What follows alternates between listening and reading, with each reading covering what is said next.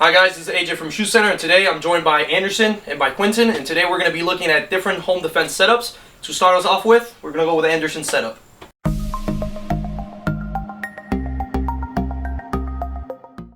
Hey, what's going on, guys? Anderson from Shoot Center, one of the sales associates. I'm going to be talking about my Kalashnikov USA KP9. Let's go ahead and go tip to butt from this guy.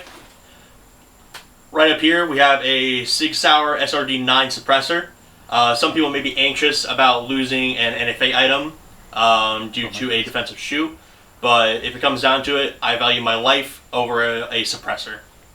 And I prefer to have it just so I can protect my hearing in case I need to use it at night or anywhere indoors.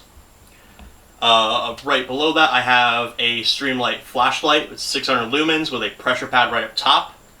Again, just so I can see in the dark, identify my threat, and then go from there. Now, right down here is a Strike Industries wire grip, so the light actually wires in through the grip and it retains it. On all this is an SLR Rifleworks handguard.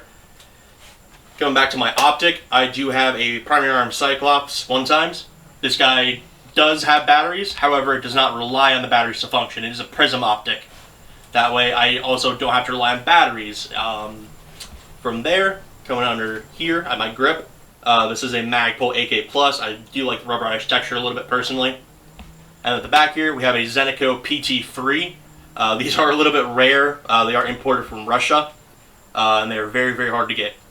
Inside the gun, I am running Hornady.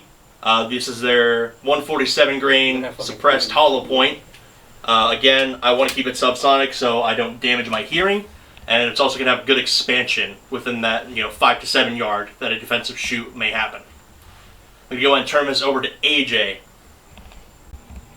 Alrighty, it's now my turn. So, just keeping up with my common theme of kind of guns I like. Anybody that saw my everyday carry, I carry Glock. No different from my home defense. So this is my Glock 45, or pretty much what's left of it. And I've done a couple things to it. So starting from the front, working my way back, I start off with a Parker mount comp. Unlike Anderson, I'm not too worried about my hearing in a self-defense scenario. So decided to get a compensator on there, help me with that recoil management. It's going to be a little bit easier for me. For my light, I do have an X300 Ultra Alpha, which is the quick detach. So if I wanted to, I could just mount it onto other guns. Just as easy as that. And 1,000 lumens, very, very bright light. It's very nice to be able to see in the dark, as well as being able to actually stop whoever's coming at me from being able to see. I do have taller Ameriglow sights, night sights. It's just a little bit nicer, so I could lower 1/3 co-witness with my Holosun. Speaking of my Holosun, I do have the 507C up here. It does have 2 different battery modes, which you have your standard up and down on the brightness, and then also your solar panel, which allows it to auto-regulate. I tend to keep it on a locked setting. I'm not too worried about it moving around on me during the day or at night, so I just like to keep it on the lock setting. For my trigger shoe, I do have an Agency Arms trigger. They're drop-in triggers. Very nice trigger shoe. I'm a fan of the flat face. And then in here, you won't be able to see that, but the actual trigger kit in here is a Terran Tactical Grandmaster kit, their competition version. So I am roughly getting about 3.5 pounds average for trigger pull in this. And yeah, pretty nice setup. I'm not too worried about running into any issues. It is Glock. For my ammo, I am using Sig V-Crown. It's something that's easy to accessible. It's 124 grain. Never had any issues with this ammo, and I do run 22 round mags from Zev Industries, and then I did do a little black line here for extra speed for my reloads. And apart from that, it's nothing too crazy in my setup, but it does definitely work. Now I'm going to pass it on to Quinton and see what he has for his self-defense setup.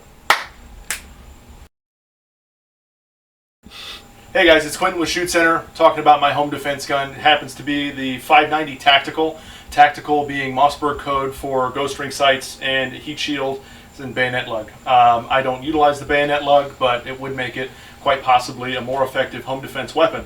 Going tip to butt like the other guys. On the end here, I have, of course, our high-vis front sight for the ghost rings. I never found the need to use an optic on this shotgun because It works great with the ghost rings if you haven't used them before. It's a really big rear aperture and an easy to see front blade, makes target acquisition a breeze. Moving back from there, I've got the Magpul mount. It's a reversible, so you can put a QD on either side for a sling. I run Vickers padded sling by Blue Force Gear. Makes it very easy to use the weapon and keep your hands free at the same time when you're not using it currently.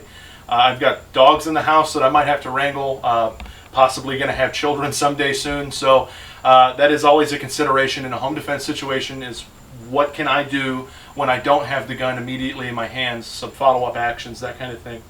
On the forend, went ahead and stippled that so I get more purchase with or without gloves. Makes it very easy to use. I put the Magpul furniture on this as well to give me M-lock slots to mount accessories, and also to give me an adjustable length of pull for the stock. Very important when you're Stretch Armstrong like I am and you have freakishly long arms. So on the other side of this gun, I mounted a piece of pick rail so I could attach just a standard flashlight. I've got a Streamlight TLR1. This isn't the HL, so it's only a 500 lumen light. And a lot of people look at this and say, why did you put it right behind your sling? And the answer to that is so I can reach it with my thumb and turn it on. Very simply, when the light turns on, I do have a bit of a shadow spot on one side, but it also illuminates my front sight so I can use this gun in the dark. Flashlights, very important to have, regardless of what your home defense firearm is, so you know whether it's a friend or a foe before you pull the trigger, which can be the difference between life of freedom and a life of being in prison. And we don't want that to happen for anybody watching. Also on this gun, the reason I went with a Mossberg as opposed to a Remington or any of the other number of shotguns available is the safety on this guy is accessible easily with either hand. It's located on the top of the receiver, right where God intended it to be, so I can reach it with my right thumb or my left. I like to shoot a shotgun with either hand. So that is very, very important to me. In this guy, I usually load 5 rounds of federal buckshot. This happens to be a 3-inch Magnum shell, a 10 pellet triple out load. And the first 2 shells that go into the gun, meaning the last 2 out of the gun, are a Black Aces. This is just their 9 pellet double out load. Both of these patterned really well out of my gun. If you're going to use buckshot for self-defense or for home defense, know the distances that you're going to be shooting and make sure you pattern your gun at those distances so you know what's going to happen on average when you pull the trigger on that firearm. The last thing you want is for one of those pellets to go wild and hit something that you didn't intend it to, like a family member or a neighbor. One thing that's very important to keep in mind with a shotgun, if you're using one for home defense, whether it's a semi-auto or a pump, is a lot of these guns aren't going to pass the same drop safety tests that a modern centerfire rifle or handgun would. Meaning if you've got this thing leaned up against your closet door and it's cocked and locked and it falls over, the gun may discharge.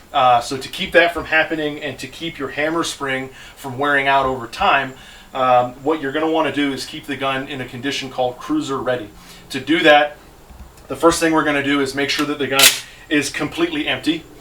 Put the slide forward, pull the trigger. That's going to drop the hammer and take all the tension off that hammer. It's also going to free up your forend so you can just rack the gun without having to reach for the release for that slide.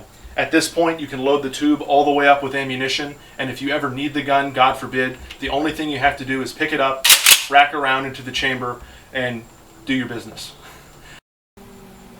Thank you guys for watching, and thank you guys for taking out all of our home defense setups. And as always, we'll see you guys on the range.